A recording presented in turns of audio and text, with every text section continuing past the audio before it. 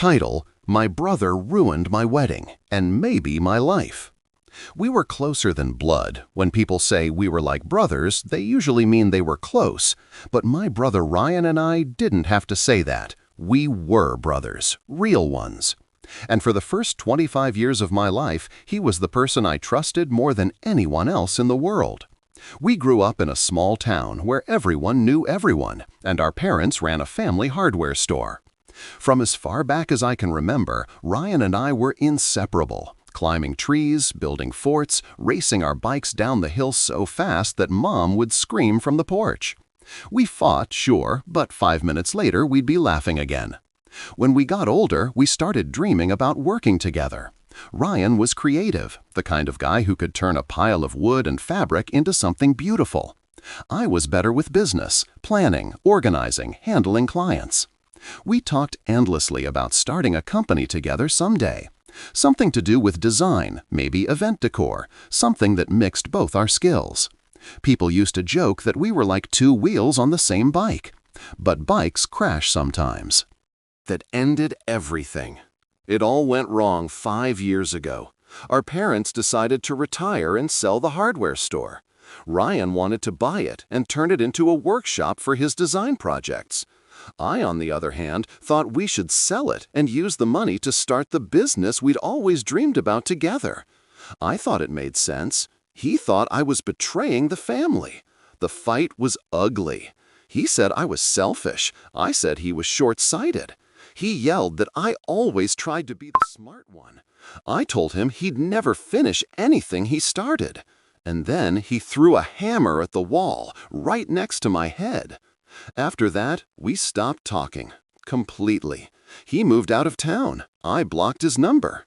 Our parents tried to mediate, but we were both too stubborn. Birthdays passed, holidays came and went. Even when Mom got sick for a while, we never stood in the same room.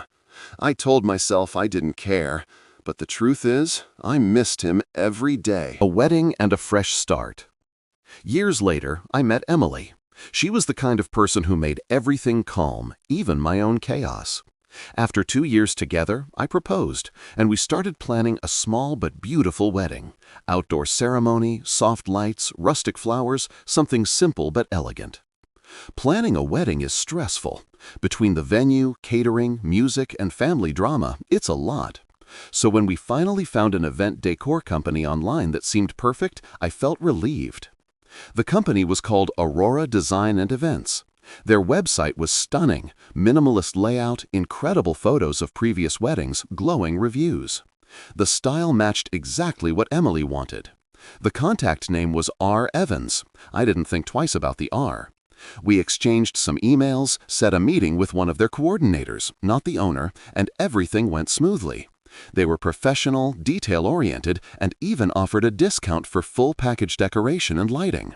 I remember telling Emily, finally, something that's going right. The morning, everything fell apart. The wedding day. Sunshine, blue skies, birds chirping. It was supposed to be perfect. When we arrived at the venue that morning, my stomach sank. The place looked empty. The tables were bare, no flowers, no chairs, no arch, no lights, nothing. At first, I thought maybe we were early, but then the venue manager came running toward us, panicked. "Are you with Aurora Events?" she asked. "Yes," I said. They never showed up. I froze. Emily's mom started calling everyone. The photographer stood awkwardly in the corner. Guests were due in 2 hours. I called the company over and over. No answer. I emailed, texted, nothing. Finally, about 30 minutes later, I got a message from an unknown number. It said, "You should have checked who you were hiring before trusting them. R." At first, I didn't understand. Then it hit me like a punch to the chest. R. Evans. Ryan Evans. My brother. The truth and the breakdown. I called him instantly, number disconnected. I called my mom, shaking, and asked if Ryan had a business called Aurora. She went silent for a long moment before whispering, "Oh God, yes, that's his company." I almost dropped the phone. It turns out Ryan had started his own event design company 2 years after our fight, and it had become successful.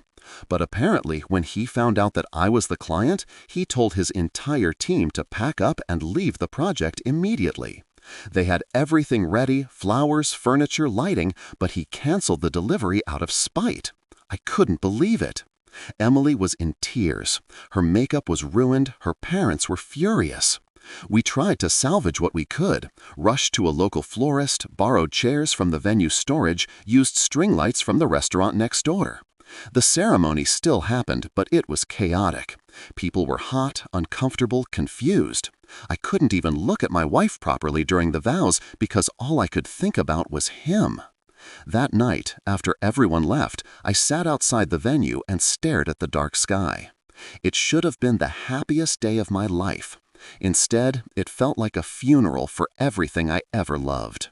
My family, my brother, my trust. Aftermath. The silence that never ends. The next morning, my parents called me, crying. They begged me to forgive him. They said Ryan had acted out of pain, that he regretted it, that he'd been drinking that week and wasn't thinking clearly. But I couldn't listen. How do you forgive someone who deliberately destroyed your wedding? A few weeks later, I heard that Ryan had posted something on his company's Instagram, a story with a simple caption, "Some wounds never heal, no matter how many flowers you cover them with." He deleted it later, but I saw it. It's been almost a year now. I haven't spoken to him since. Emily still gets upset whenever the topic comes up. We had to pay double to fix everything, and half the photos from that day still make me feel sick. Sometimes I wonder if he ever thinks about the look on my face that day, or if he even cares. Sometimes I think about calling him just to yell, or maybe to cry, but I always stop myself. Because even after everything, I still miss my brother. And maybe that's the cruelest part of all.